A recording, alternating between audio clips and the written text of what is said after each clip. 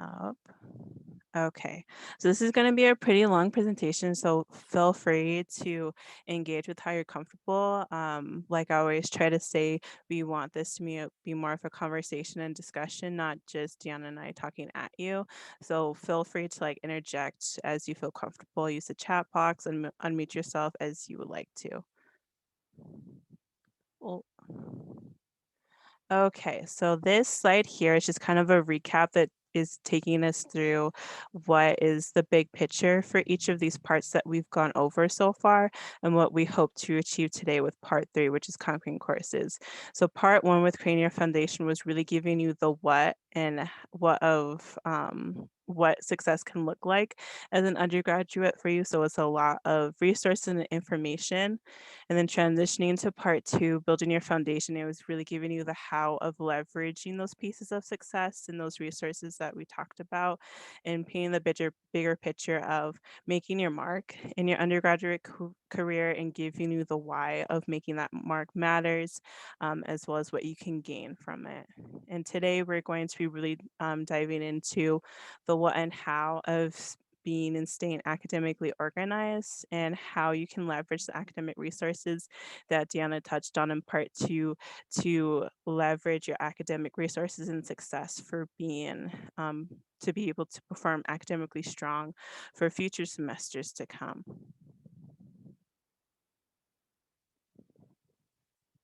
Okay, so the outline today is 2 parts again. I will be doing part 1 with time management, and it's broken up into 2 different pieces.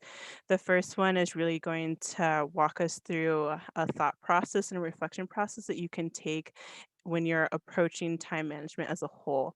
And then we're going to talk about some examples of how you can structure your time management style. The second part, Diana will cover, and it's an academic resources recap. And again, that'll be touching on how you can leverage them for future success with your courses and your time at CSU. So we're going to dive right on in to time management. So the first thing to really consider when thinking about setting up your time management structure is really taking a step back and reflecting on it before you even dive in with trying to pick out tools and creating organization and creating your structure for time management. So I like to pose the question of what is taking up my time? So really asking yourself what is taking up your time and start from a general perspective with this question. So starting off with those commitment categories. So, as a student, some of those categories might be academics, employment, some type of research or practical experience, and then your personal commitments. And breaking down the personal commitments a little bit can have other broader categories like social, free time, and your essential needs just to function as like a human being. And once you have those general commitment categories in place, you want to take the time to think about the finite pieces and finite actual tasks and commitments within those categories. So for academics, some things that you could really think about that involves all of your commitments for academics is all of your different assignments. So your tests, quizzes, projects, all of any type of course assignments that you have. Some other things that you can consider is other academic related content and commitments, such as office hours, the times that your classes occur, tutoring, study sessions, and review sessions. So, really just unpack what you consider to be within your academic commitment category.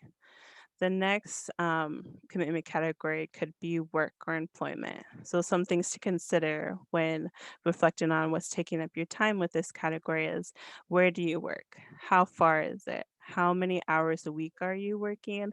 And how much energy are you using while you're working? So, if you only work 10 hours a week, is it really intensive and stressful and really packed? Or is it pretty low key and not a lot of energy intensive tasks? And then for personal, some finite things you could think about for this one is your personal needs, spending time with family and friends and just relaxing. And then unpacking it a little bit more with those with specific needs. So social, free time, and then those basic needs to be a human being. So eating, sleeping, showering, and prepping for the next day. And writing out some of these things might be silly, like these specific needs. You're just like, why do I need to write it down? When you get really stressed or really overwhelmed, you might notice that some of these things you might cut out, especially with your personal needs, such as eating and sleeping and showering. Like I know I did when I was really stressed out. I would start skipping meals, I would sleep less, and I would unintentionally not shower for a few days. But once I started to write out what was taking up my time, that really helped me stay on track and find a balance between all of these different commitments. So, to continue with taking a step back and reflecting on what's taking up your time and time management as a whole, you can ask yourself other questions. So, some other questions that you can ask yourself is how much time is being taken up by what? So, you can really start to quantify the different things that are within what you need to manage, really quantifying how much of that is being taken up by specific things. And then when are things being done? And this will help you really reflect on your peak operating hours during the day. So you can start prioritizing and intentionally filling in your time with when you work best, how long things are taking to be completed. As you go throughout your days and your semester, you'll start to pick up tendencies of, oh, this class, their homework usually takes me about 2 or 3 hours, while another class could maybe take you 5 or 10 minutes to complete things. So again, intentionally quantifying the different commitments that you have within your schedule. What do I per what do I prioritize and what is flexible? And this will help you reflect on what things really need to stay concrete within your schedule and then some things that could be shifted around if other things come up within your day. And the last thing is where are my time gaps and how can I effectively use them? So really looking at the times in your commitments and schedule that aren't necessarily filled up with time that are your free space and time, because it's good to have those free gaps in your schedule because it'll allow you for that flexibility piece that was addressed in the previous question, and also to shift things around if you want to start things earlier or shift it a little bit later if you're low on energy. So, as you have taken the time to step back and think about what is taking up my time and those additional questions, now you can actually start to think about the actual tools and techniques to managing your time. And you can ask yourself intentional questions about the different tools and strategies so you can really hone in on what is going to work best for you. So, the question that you can ask yourself is what works best for you. And you could take it a step further by asking more detailed questions. So the first one could be, how do you learn best? Are you a visual learner? Are you audio learner? Or are you both? So be really intentional of how you operate best with things that you engage with throughout your day. Do you enjoy interacting with things virtually, or do you really need a physical copy? Do you need instant gratification after completing something? So, is checking something off on your list with the pen and paper really helpful?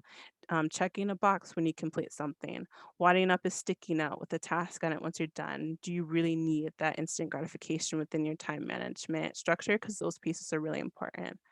Then how do you feel achievement and success while you're making progress and completing those tasks? And that kind of feeds in with the previous question because you can set up a specific structure and pick specific time management tools, and it could be the most flawless system that you could ever create. But if you don't feel gratification and achievement while you're working and navigating throughout what you manage, it can start to become draining and it could start to become ineffective. So you really want to have that personal tie to it of feeling gratification and achievement while you manage all the things that you do throughout your day. So some examples of time management tools are this list on the right. So the first few are different types of planners. So you can have a physical planner, a virtual planner. You can have a Google Calendar, a to-do list that could be written, sticky notes, or any other type of way that you want to structure that. And it could be a weekly or a daily to-do list. You could use timers or alarm clocks for time management tools. You could use different apps, whether it's on your phone or your computer. You could use Canvas. You could use Accountability Buddy, which I want to validate is pretty difficult during a pandemic. And then you could also use resources that's offered throughout campus, such as through Tilt. They have a semester at a glance and weekly log. Something that I want to really bring awareness about with using Canvas is that your professors might be doing a really good job right now with documenting every finite thing you need to do to turn in. But I do want to caution you to not get too used to that, because as you get to your upper division classes, some of your professors and instructors might start to pull away from using Canvas as a hub to house everything you need to do and keep track of, and translate that to your syllabi. And so it's not going to be great to build a habit of heavily relying on Canvas, because when you get into your upper classes, that might not be the case. So just be mindful that use Canvas if it's working for you right now, but be mindful that the assignments and everything you need to do for courses as you increase in difficulty with your classes will more than likely be housed in your syllabi only. And that's when your time management structure and tools will come into play with keeping track of all those pieces, since Canvas isn't doing it for you anymore. And I wanted to pass it over to Gianna for a second to talk about semester at a glance and weekly log through the tilt. Thanks, Nicolette. Before we just start jumping into the semester at a glance, with the examples that Nicolette provided in terms of in the previous slide, if you want to go back, Nicolette, sorry, I think those are really good examples on like the tool section. Are there any here that like stand out to folks? Maybe something that like someone tried and didn't work for them, or something that really helps people? For example, for me, like a physical to-do list is more helpful than something online, because I never end up pulling it up and I never update it. And something physical that I can have at my desk and look at all times has really helped me. What are some things that other folks have experienced with some of the tools that are here on the slide? For me, I feel like it's similar to the Google Calendar, but my phone calendar, and putting, especially like when we had in-person classes, putting like the location in it, and I feel like that really helped like the first week or so to yeah, so I didn't have to like, log on to RamWeb or something and go find my schedule and see where my classes were. But yeah, something that was more readily available. Yeah, that's true. When you're in person, you can't just pull out your physical planner like me in my backpack, right? Like you needed something on your phone. Yeah, that's a good point. Um, Jesus put on the comments, sticky notes, needing reminders that you can see in front of you. Yes, that's awesome. Now being in our setting, work being from home, a written to-do list plus phone calendar have been really helpful. Yeah, it's like a combination of some of these things, right? So I think as we continue to talk about these things, I would say like we're just giving you like tools and things to try out. And just I think a lot what Nicola is emphasizing is like what helps you, like, and I think that's like the foundation first that we want you all to think about. And something that I'm going to talk about here is a semester at a glance that we can jump into now. Um, this is something that we briefly mentioned in the part 2. And now we're talking about it, like how can you use it moving forward long term, right? So Tilt always will update this document that's like a screenshot here that is a semester at a glance. This document really is like the entire semester in this visual. I know it's only like half of the semester here, but when you see it in one document, it gives you like a good idea of like, how do I want to use this? And what are things that I really want to like put in terms of academics? We don't encourage you to like add everything on there because that might be a lot, but maybe some just like major things. So this can be complementary to maybe like your planner where you have more details about when to study, when to attend drop-in hours for your professors. This can be more of like, here are all my major exams. Here's the last day to add drop classes. Those dates will always be included by Tilt. So it's always going to be important university dates for you to consider. And a lot of folks really like printing out this document and using it for a couple of different things, right? Like the exams, maybe like major deadlines for university policies that are not included in here. So moving forward, always keep an eye out from Tilt for this document. Sometimes it takes a little longer for Tilt to come out with this document, but some people always keep an eye out on this document, whether you use it for adding stuff or if you just want it visually for yourself as is. The way to find it is just going into the undergraduate resources in Tilt. With this, you can also find like weekly document, like Word docs of weekly logs. Some people like printing those out, using it, figuring out if that's something that works for them. And also something that Tilt provides is ongoing like workshops. And so every semester they'll do workshops on time management, test taking, just like a ton of other things. And they really update them based on things that are coming up. So for example, a lot of the things that they're implementing right now are workshops on like how to navigate studying online, how to test take online, right? And just making sure that the information feels relevant. So that is also something to keep an eye on. And we'll talk about that here more, but I really want to provide just like the information of semester at a glance because it could be helpful for some folks. And they have a ton of resources that Tilt houses on their website from like other semesters that you can always check on. So thank you, Alex, for posting that semester at a glance here and those workshops. So that you can always know how to navigate that website, but we'll talk about it here shortly.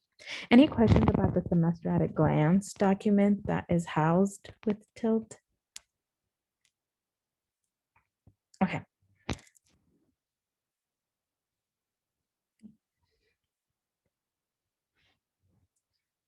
We can jump on the next slide. Cool. Thanks, Deanna. Okay, so the next few slide sections will be walking through examples of different tools and setups that you could use as a part of your time management toolkit. So this one is an example of a weekly to-do list, and you could do it on many different ways. You could do it on like a Word doc, you could do it on a piece of wall that you have in your room, you could do it on a whiteboard. So anything that works, but make sure you have like some space since you need to like space out sticky notes and stuff. I tried to give a visual of like doing it on a whiteboard, but you could do it on a piece of your wall as well. So how this is set up is you'll have a row of the days of the week, and then you'll have a column that will have all of your classes listed out, and then you'll put sticky notes of the tasks that you have to complete for each class by the day. And some things that you can include on the sticky notes is the assignment name, when it's due, and how it's due. And as we hopefully get more in person with the semester, you'll find that some assignments might be due right when you walk in the door. They might be due as you leave class, or they might be due virtually. So making note of those details of what is due, when it's due, and how it's due can be really helpful for you to stay organized in this way. And for this example, you can just use one color of sticky notes. And then it's the same format, but if you want to take a little take it like a step further of being visually organized, you can assign a color for each different type of class or academic commitment that you have. And over the time, as you stay consistent with these colors, if you just look up to where you're housing this weekly to-do list, it'll be visually triggering for you, like, oh, yellow is chemistry, let me go see what's due for today. Brown is calculus. So it'll just keep you stay visually a bit more organized as well if you have different colored sticky notes per each class. Taking it a step further, you can add an additional column to the rightmost side of this table with upcoming assignments or tasks for academics. And I encourage you to at least go 2 weeks out if you're starting from like a Monday to a month out. And some things that you can include in this column is tests, projects, quizzes, essays, and finals. So it's more of the bulkier content that you want to keep track of that'll be due in upcoming weeks. A step further, if you can handle having like a combined weekly to-do list system, is you can have all of your classes, but you can also start to incorporate other commitments that you have going on. So for example, you can start document your student organizations. You can keep track of the meeting times, when specific events are coming up, all the details of any type of involvement you have, such as student organizations. If you have work or if you're a part of research, and you have a lot of tasks you want to keep track of for that, you can have a separate column for that as well to keep track of. But if it gets too overwhelming, I strongly encourage you to create different weekly to-do lists. One could just be of completely just academics, and then another weekly to-do list could be of other commitments, such as working and involvement that you have on campus. So some takeaways for this weekly to-do list is to be really consistent with when you set it up. I strongly encourage you to take note of when the majority of your assignments are done with being turned in for the week and when they start refreshing for the next week. So how that looked like for me when I was a student at CSU, a lot of my homework was due and ended for that week on Fridays. And then professors started to release information for the next week on Saturday and Sundays. So I use Sundays as like my pre-Mondays to set up my weekly to-do list for that week. And I strongly encourage you to be consistent with this so you can just start building into the rhythm of setting up these weekly to-do lists. And as I mentioned before, set up multiple if one consolidated one gets a bit overwhelming because you want to make sure that it's not too overwhelming for you and that it invites you to engage with this time management tool. Is there any questions or comments before I move on to a second example of how to manage your time and commitments?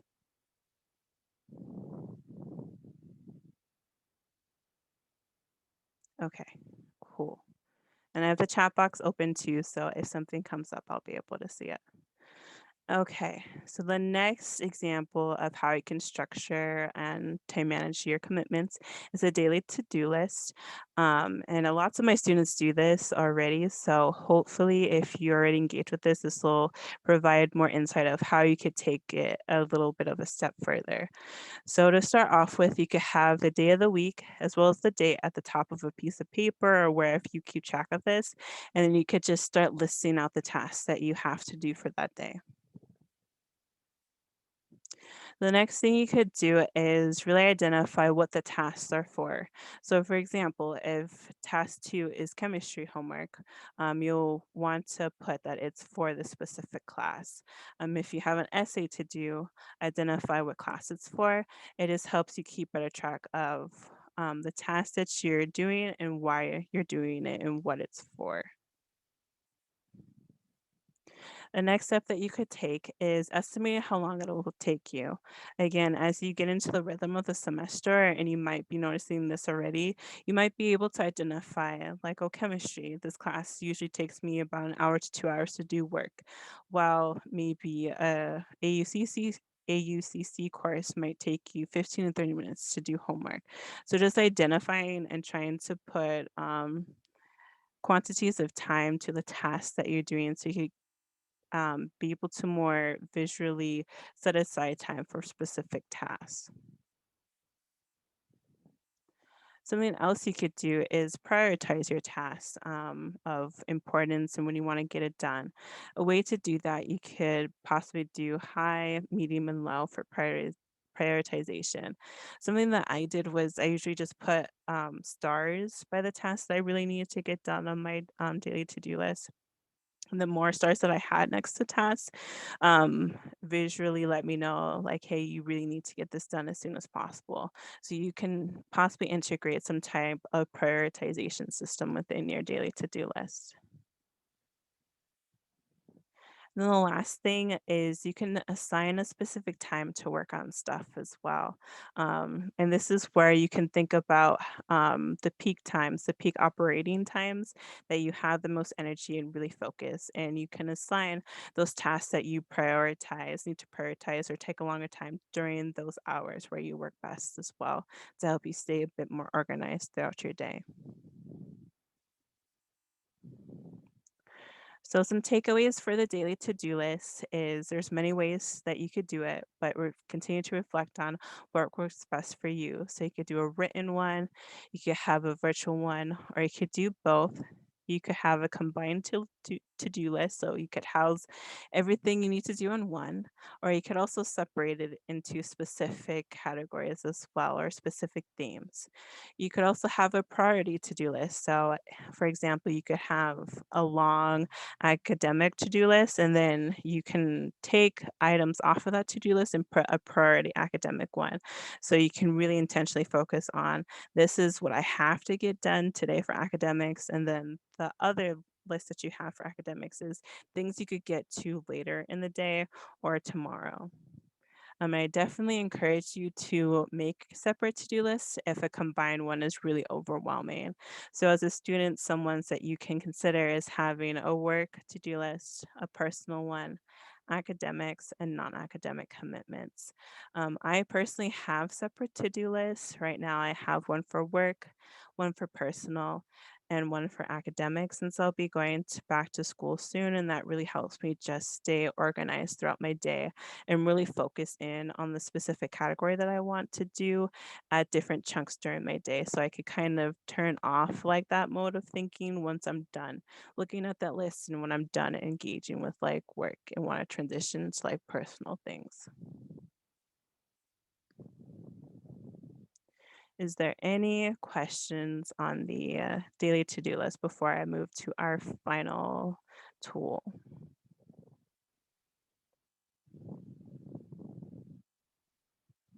Okay.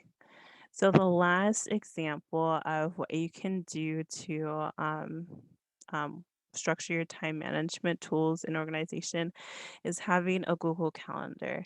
This is a screenshot of what my Google Calendar looked like, I believe, my final semester at CSU, and I had a lot of information on this. So I had office hours, had lectures, meetings, work, when assignments were due, events, social, and content for the week. And I'll walk through that a little bit of where that's captured in here. So, content for the week, that is the topics that were going to be covered in my courses. It was clearly laid out on my syllabus. So, what I did is I plugged it in across the days of the week and I just put in the chapters and topics that was going to be covered for those week's courses so I could prepare in advance and I could more readily reference those materials as I went throughout my week. For Dion, for classes, I had all of my classes, class meeting times listed on here. For assignments, this little piece right here was a homework that was due. I put it at the first half hour and I put notes inside that it's due hard copy at the start of the class. And if it was due at the end of the class and turned in, I put it down to like the latter 30 minutes. And I also noted if it was due either hard copy or if it was due on Canvas at that time. I also put when I had like tests or other things happening during that time as well. For office hours, I always put office hours even if it overlapped with different things because I liked to know when they were occurring. That way, if I couldn't go, I could like send a friend to go to ask my questions, or I could write an email at the beginning of the day and set it to send at the start of the office hours. That way, even though I couldn't physically or virtually be there, I could still engage and prepare in advance to engage through other means, such as sending a friend to ask questions notifications or sending an email to be sent during the start of that time. I had when I worked as well as different events, such as Stemming from Color, which is also coming up soon this academic year. So definitely try to go if you can. And I think I also had like social time on here too around. So I laid it all out to help me just visually see where everything's at. But at the same breath, also want to recognize that it could be overwhelming. So this is when it got a little chaotic, and this is when I suggest to have multiple calendars, because at the time when I was at CSU, I didn't know that you could have multiple calendars on your Google Calendar, and it ended up like this. So I encourage you all to, if you do use Google Calendar and really want to put every single little thing, to use multiple calendars so you can turn off different things and turn it back on. Here are some examples of names and categories of what you can put for your multiple calendars. So I strongly suggest to have an academics one and to include lectures, when assignments are due, and the weekly content that course will be covering. And I would also encourage you to make a separate calendar that has office hours, because again, it's really good information to have on your calendar, but it might overlap with other commitments. So if that becomes too overwhelming to visually see, you want to be able to have the option to readily turn it off for yourself. Another category you could have is meetings and events that you will for sure attend, and also have another category for meetings and events that you might attend. So you might like see something that like catches your eye and like, oh, I kind of want to attend this, but I don't know if I have capacity or energy to do it this week. So that'll make it easier on you to have that information readily available, but also to hide it since you're not 100% committed to it. And then you could have your work calendar and then a social and personal calendar as well. And now I'm going to walk through how to add multiple calendars on your Google Calendar. So the first thing you want to do is go to Google, the home screen. You want to go to your little circle icon and then click on calendar. Once you're in that screen, you'll want to go to the left-hand side of that screen that pops up, and you'll want to look for other calendars and look for the plus symbol to the right of other calendars. Once you click that, a menu will appear, and you want to click the second option that says create new calendar. Once you click that, a screen will pop up that looks like the one on the right, and you'll just fill in the information for the new calendar. You'll want to put the name, possibly a description, make sure the time zone is correct, as well as the owner, and then you'll click create calendar. Once you do that, the new calendar will be made, and that'll be indicated with the name of the calendar successfully created. And and then you can click configure, and it'll take you to the new calendar, or you could click the back arrow at the top left at settings to take you back to the main screen. Once you're back to your calendar, you'll want to go to the left-hand side again, go to My Calendars, and then the name of your new calendar should be there. Once it's filled with a color check mark, that means that it's showing up with the different events that you plugged in.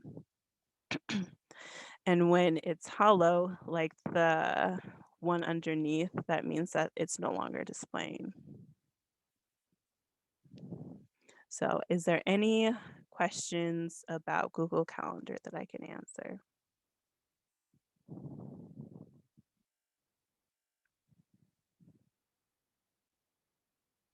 Okay, cool. Chugging right along.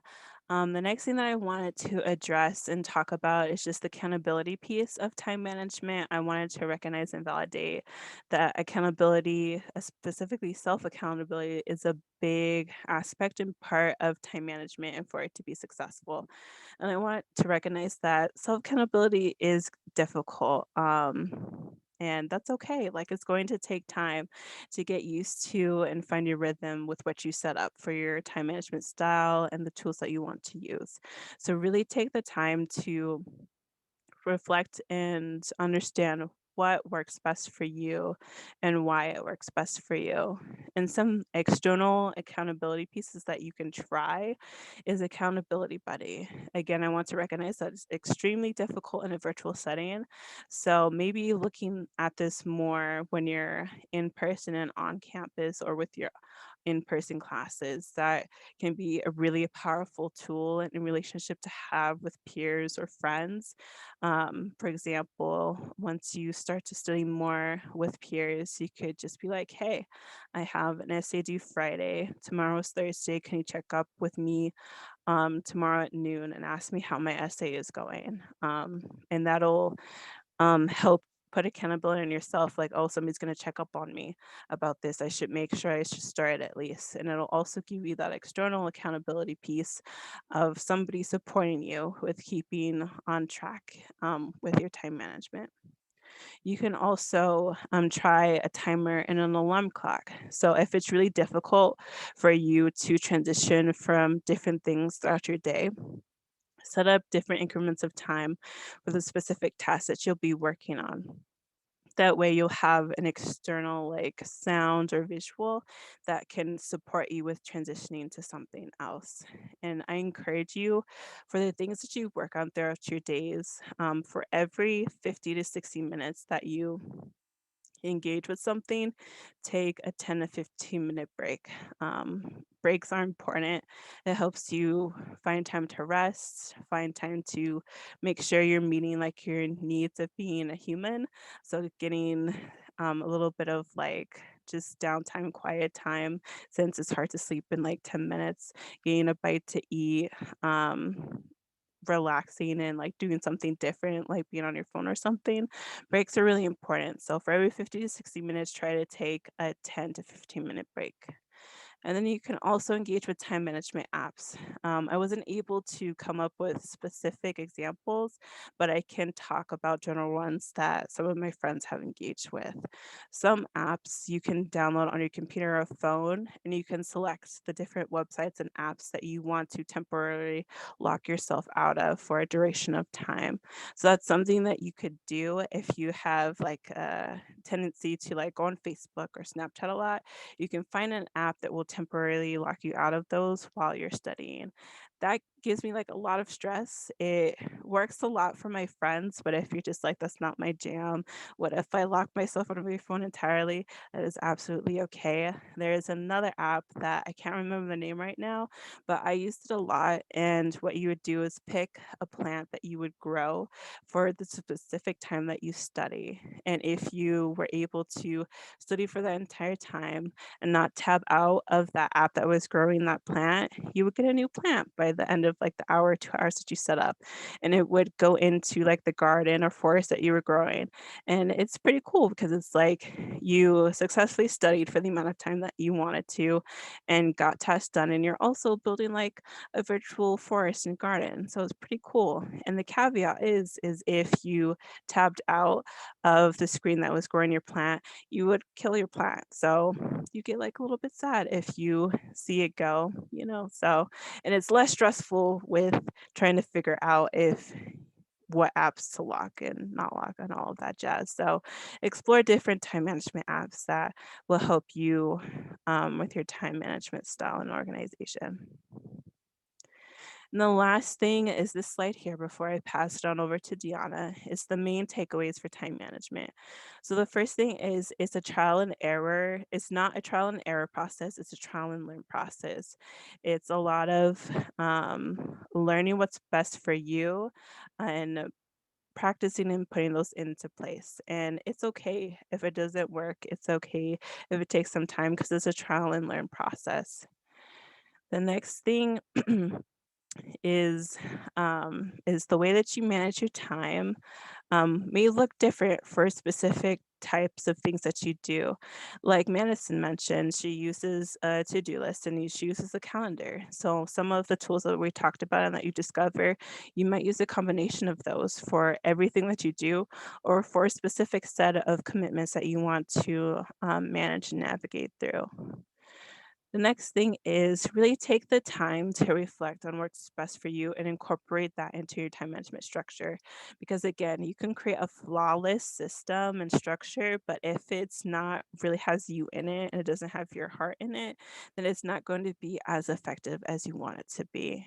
And the last thing is really reflect on your process, your time management process from time to time, because you'll find that you maybe need to adjust it a little bit and amend it a little bit based off of how your semesters go and how your weeks go and what your commitments you engage with looks like. So, some things that you could ask yourself to help with this reflection process is to ask, how are my energy levels doing? Are you really drained all the time? Are you feeling really energized at times? And how does your time management process fit into that? Reflect on your stress levels. If you have really bad anxiety, is your time management really helping with those different levels that you go through, or is it making it worse? And really try to dive into why that's happening. Another question you could ask yourself is, do I feel accomplished after completing a set of tasks? So, that gratification piece, again, and achievement piece, are you feeling that within the time management process and structure that you've set up? And then, as I mentioned, the gratification piece. So, are you feeling really successful as you go about the things that you're completing and setting up for yourself within your time management process? So that is all I have for time management. Is there any comments or questions?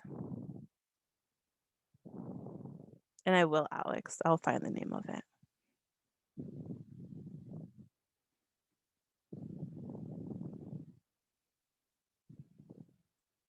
Okay. If anybody has any questions or thinks of it at any point in time, please let me know.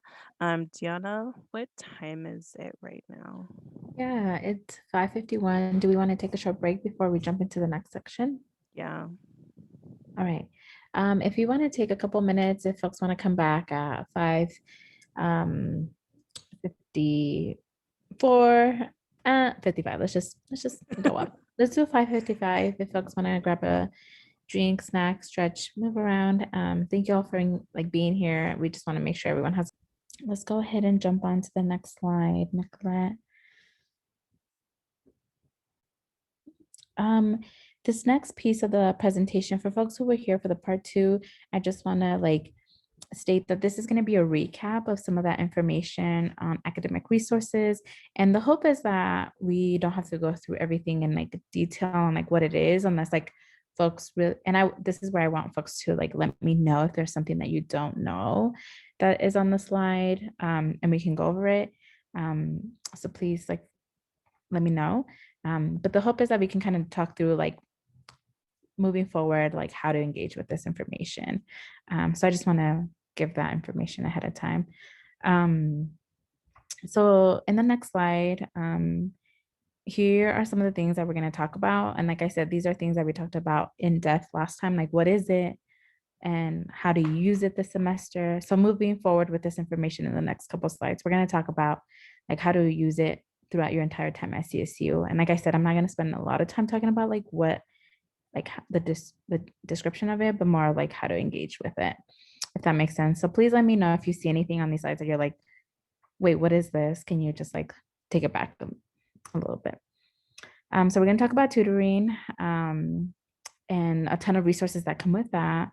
How to continue engaging with review sessions moving forward, just things to keep in mind about academic policies and syllabi, virtual academic supports, researching your professors moving forward, and our registrations coming up next month, and like how to continue to engage in that, how to engage with your peers and upperclassmen, engaging with resources on campus such as free printing and study spaces. So these are the things that we mentioned in our last presentation and more in detail on how they worked. The thing that I want to state with the Academic Advancement Center tutoring is that moving forward, the biggest thing to always consider with AEC tutoring is like we always send out before the semester starts information about tutoring and signing up. And if you're ever in the situation where you're not sure if you want to sign up for tutoring, just send that request in digitally. We always send out like the link for you to fill out. And if you're not sure, just send it anyways. And you can always let us know if you're no longer interested in it. What tends to happen is that we might have limited space and it might fill up.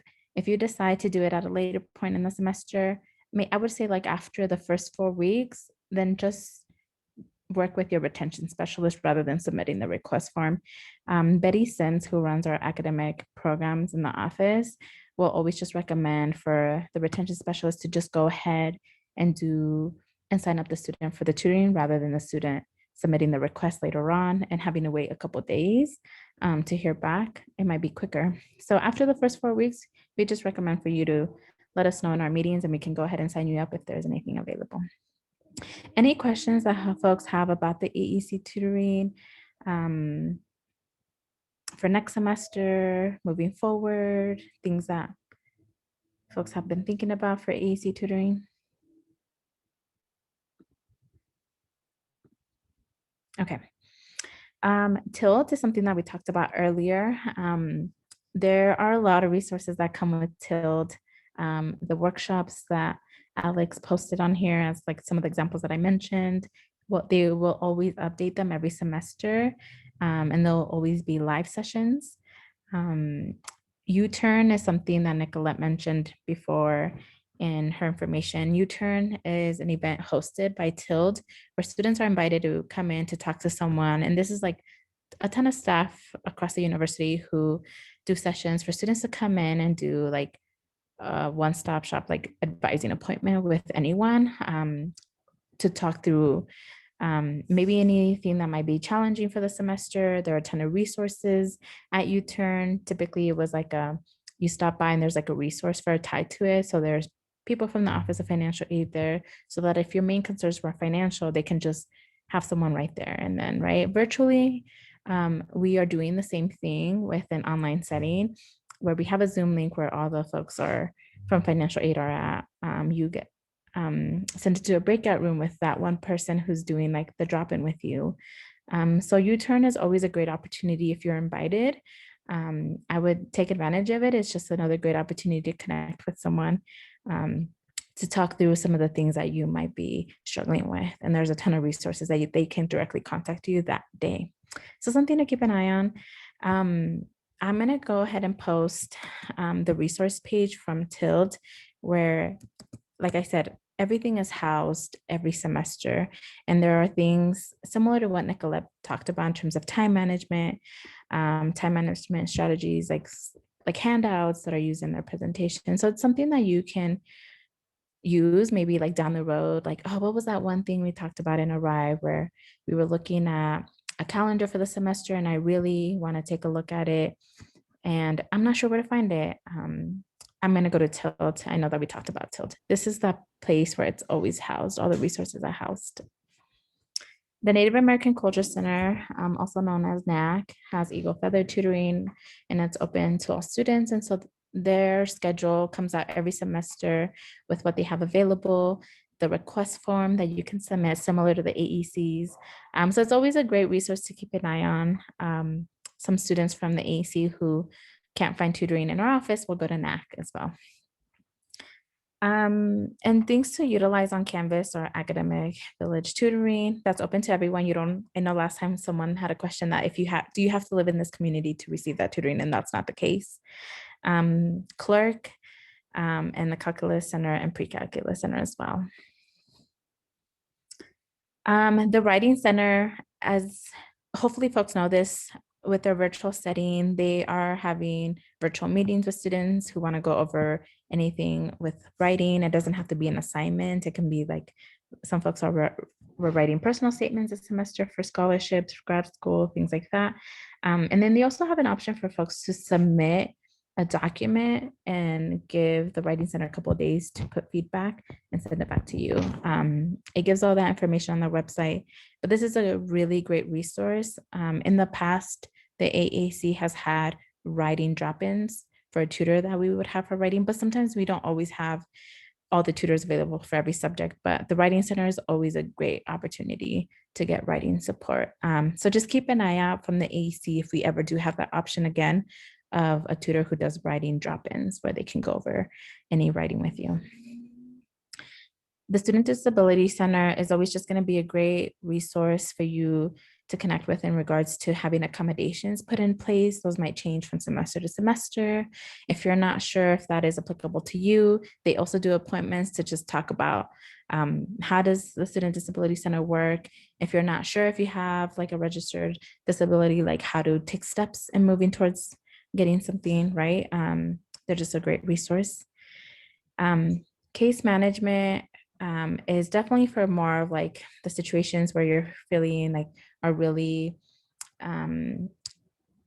like big situations that feel like are really going to alter where you're at with academics. If you need an extension for the remainder of the semester because there was a family emergency, case management is the person / the office that's going to help you take care of like communicating your needs to your professors. And so they really want to work with you. And along with that, they're also going to assess like, okay, hey, like, do you need to connect with like mental health resources? Let's connect you to the health center right now and do an emergency drop in, right? So they have a lot of things at hand for like really important / maybe like feeling like urgent situations. Review sessions and peers. We're going to talk about that here in a little bit on how to like engage with those. And I might go through some slides. I feel like I went through it a lot here. And if there are some slides that have similar information, we might just ask folks if anyone wants to share anything about it, since this is more of a recap. But any questions so far about any of this information? Thank you, Alex, for posting all these links and resources. All right, we can jump on the next slide. So something that's always going to be important, I think that what Nicola talked about, it was important leading up to this in terms of like understanding policies and syllabi, is like you always just want to make sure to take the time at the beginning of every semester to go thoroughly through those syllabi. I know that a lot of folks, maybe the first classes, a lot of folks will say like, oh, well, we're just doing an overview of the syllabi. I'm okay, I don't need to attend. But those are always really crucial times where people ask clarifying questions about anything on the syllabi. And this is also the time where you can really grab everything from the syllabi and incorporate it into like what you're going to utilize as a template for like organizing your information, right? So a calendar, okay, what are things that I need to highlight right now on my syllabi? What are things that I need to put in my planner, my digital planner from what I'm seeing here? This is also the time to really follow up about like the assignments, any like grade percentage breakdown, looking at like how your grades are going to be accumulated. Like, is it going to be mainly through tests, these 3 exams? What does that look like in terms of studying just for these 3 exams where all my grades are coming from, right? So really just plan ahead, take some time at the beginning of every semester to get organized, right? It's hard to feel like you're catching up on your syllabi late in the semester. Any other things that folks want to add about syllabi?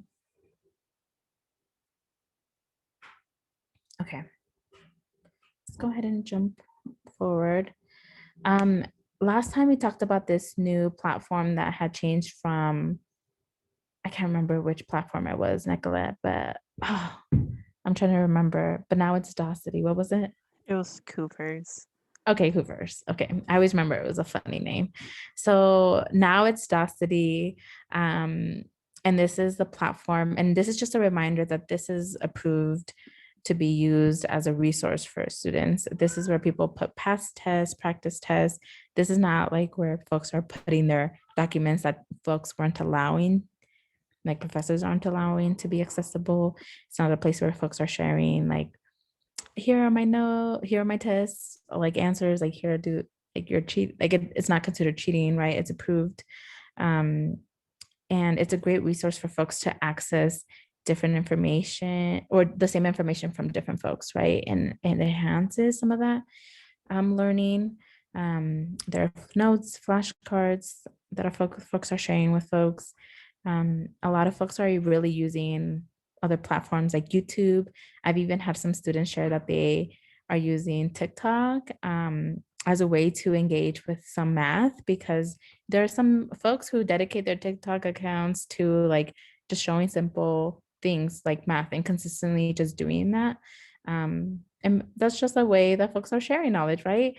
I don't know if anyone here is using any of those platforms in that way. Have folks done that already with YouTube, TikTok?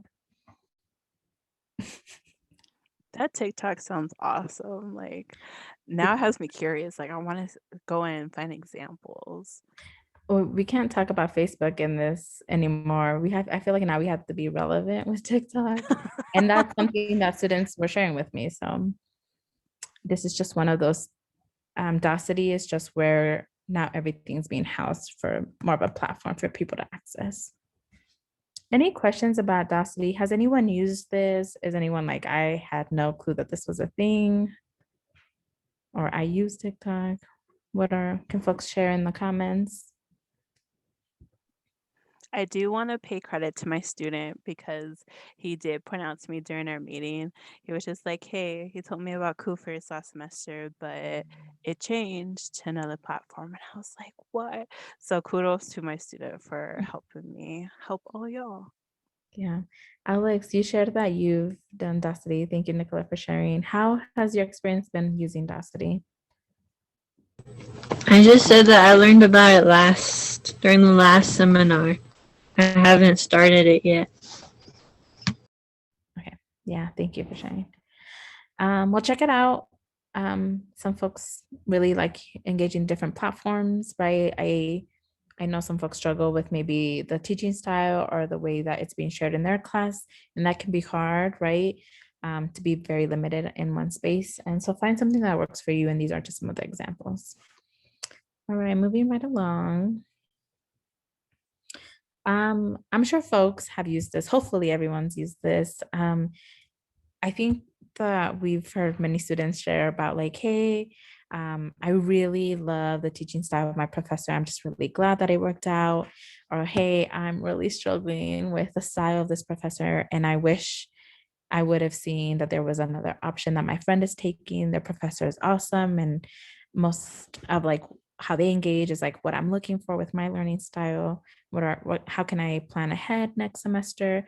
And something to really help you with that is rate my professor. This is where you can look up a professor, um, see like the comments that other students have shared about this professor. It'll give you like the top tags, which are like what are words that folks are using the most to talk about this professor, right? And so that this is going to be just like a great resource moving forward. It won't always work out, right? Sometimes you have to align your schedule and only have like a couple of options, but it's just really good to use this and know about it ahead of time rather than learn about it after when it could have really played a role in like using it, right? And so we really encourage you to do your homework. Um, Look them up also like on other platforms. We have this information here on the right, like LinkedIn, their CV resume, their information on in the departments page. Sometimes they have a faculty breakdown of folks, right? Look them up online and just see like what their focus is, what their work is at the university. And we also encourage you to connect with your professors during office hours. I think a lot of the time when folks are feeling like they're struggling with the teaching of a professor, the style of a professor, just finding ways to connect with them a little bit more to get more one-on-one support. And a lot of that is like through drop-ins. We don't want folks to like get steered away. We want you to like use that opportunity to learn a little bit more about like how you can engage with their teaching style and what are things that you need as well as a student. Has anyone used Rate My Professor? Yes, give me a thumbs up. Give I me like a have. shocked face if you're like, I didn't know about this. I Okay. definitely did when I was taking summer classes, specifically an advanced writing class in the summer. I was just like, I was intentionally looking for a professor that I was hoping would give like a lighter course load since advanced writing is typically like intense. And I was like, let me try to find a professor that has a STEM background that's doing an advanced writing course. And I did.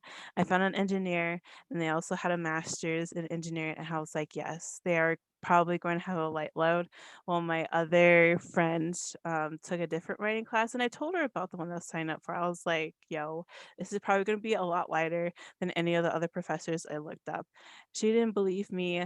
Her course load for the 4 weeks of this class was off the walls. Well, I only had like three major projects. And she was like, how did you do that? And I was like, I used Rate My Professor.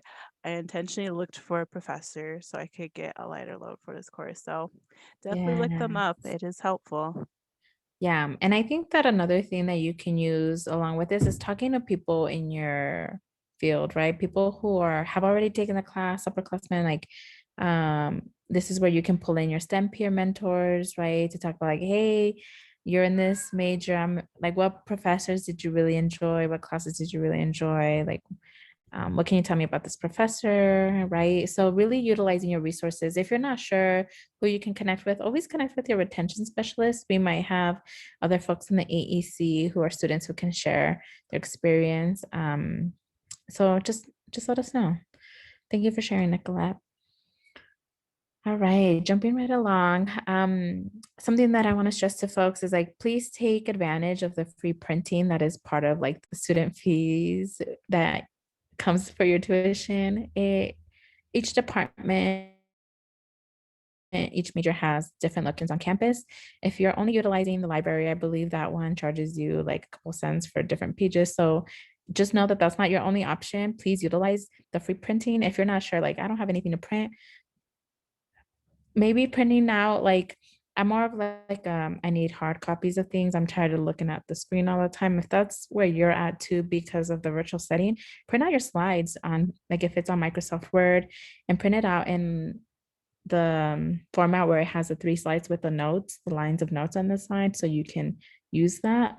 Um, Sometimes that helps people with studying so that you're writing your own notes in your own words rather than like trying to just look at the screen and trying to memorize stuff. We have students who print out all their notes for all their classes every session, and it's part of their free printing, and they have a binder for each of their classes so that everything's organized. So those are just some examples of like what you can be doing if you're more of like a paper person. If you're more of a virtual, like you hold everything on your computer, that's okay. But if you ever need free printing, always check in with your department. They always should have that information available online, or your academic advisor should have that information if you're unsure, and you can always look it up online.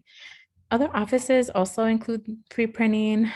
Typically, those are like the AEC. Right now, we aren't open for students to do that, unfortunately.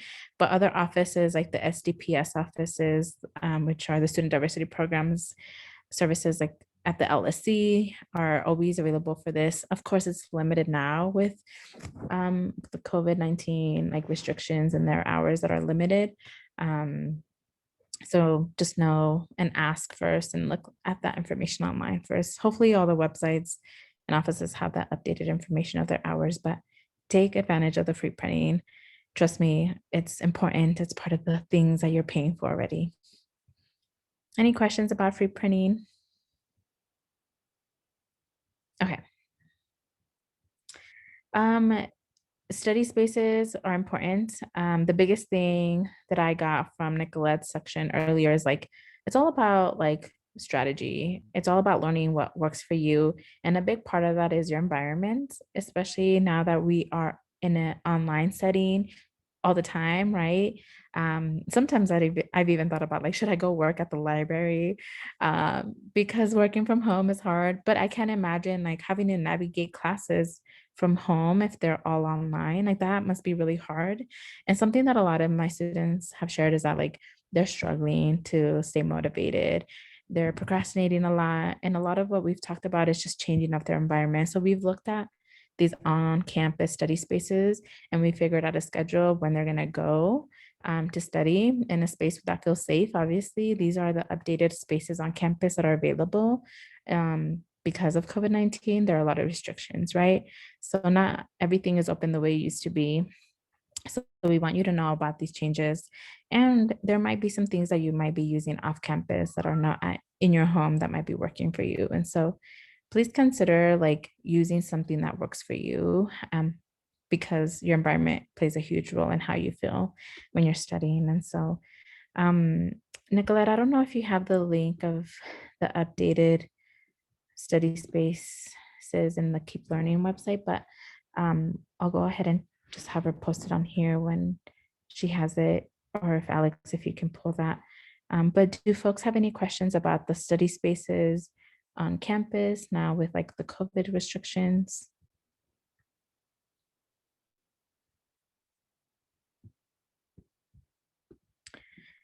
Okay.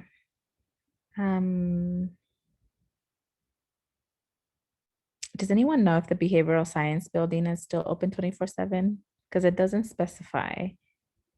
Has anyone been using the behavioral science building after hours? Because I know the cube used to be and it's not. Yes, it is. Okay. As long as you have your student ID, right? I know a lot of folks are saying that like I can't go early in the morning because the library doesn't open till 9 or it closes at this time and then I have to go home. There are places like the behavioral science building where you can go and be there earlier, as long as you have your CSU ID. The LSC is no longer open all the time, right? So it's just a matter of knowing some of those things that work for your schedule. If you're more of like a, I need to be there before 9 or I need to be there past 5 o'clock or something. Thank you for posting the map, Alex. That's the updated map. It doesn't specify where in the building. Unfortunately, it's kind of ridiculous. But take a look and it gives you options on locations on campus that are open at the moment for study spaces. All right. Okay. So we want to use this time for folks to just share here. If you want to mute yourself, put in the chat, like what are some things from this presentation that were already familiar to you, and what are some things that are new to you and you're hoping to use. So take some time to think about that and feel free to post it, feel free to unmute yourself.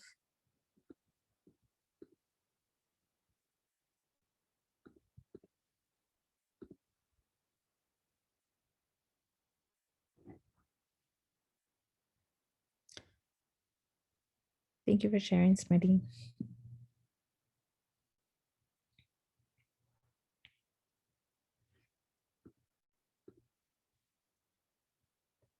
Wait, my professor, yes. Free printing, yes, take advantage of it. Okay. Anything else that folks want to share with the wrap-up activity?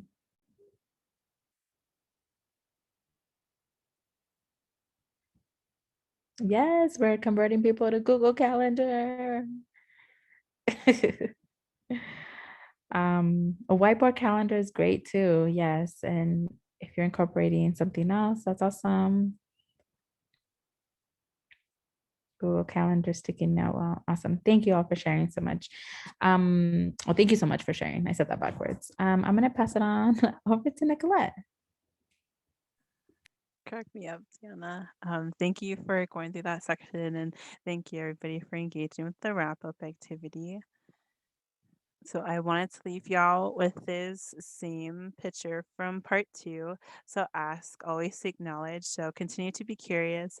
Again, there's no right or wrong questions. Please ask folks, especially in the AAC.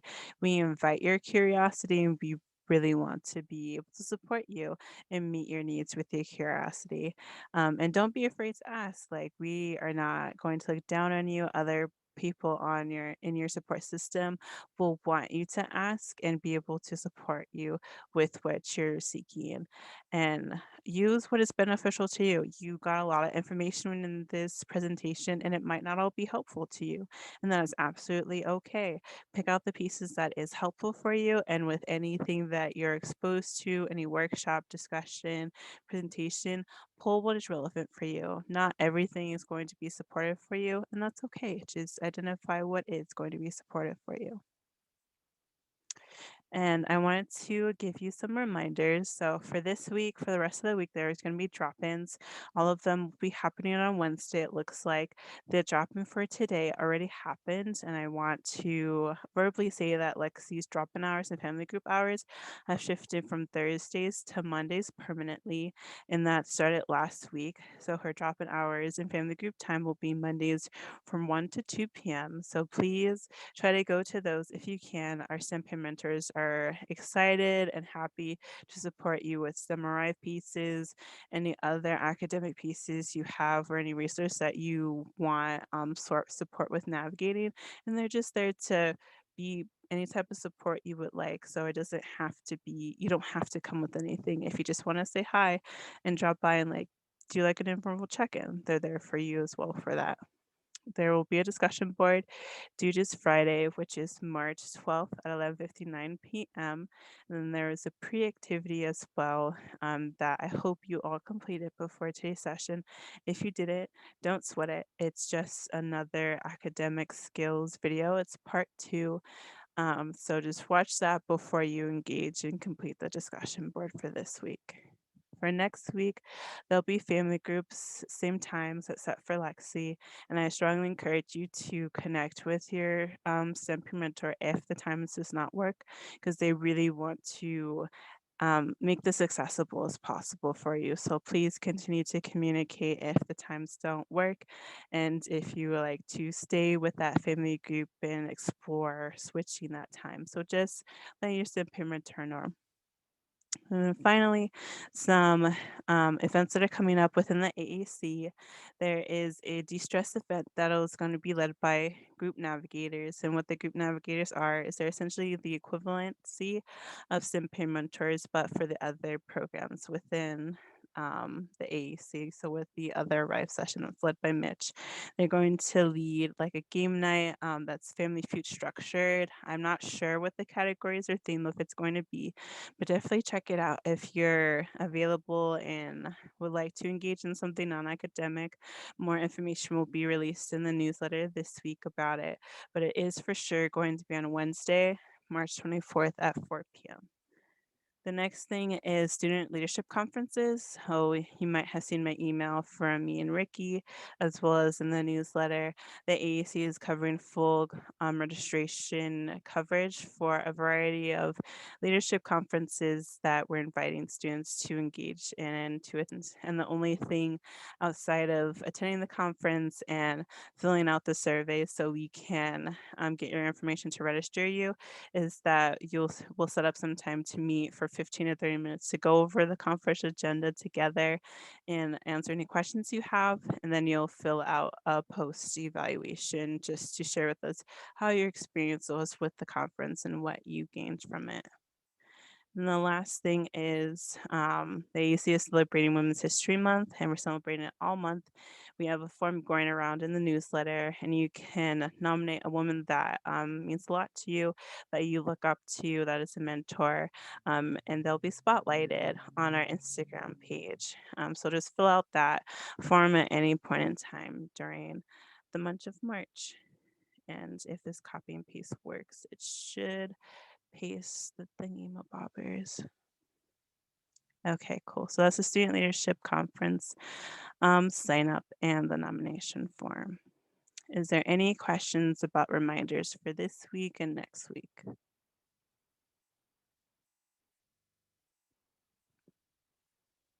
Okay, cool.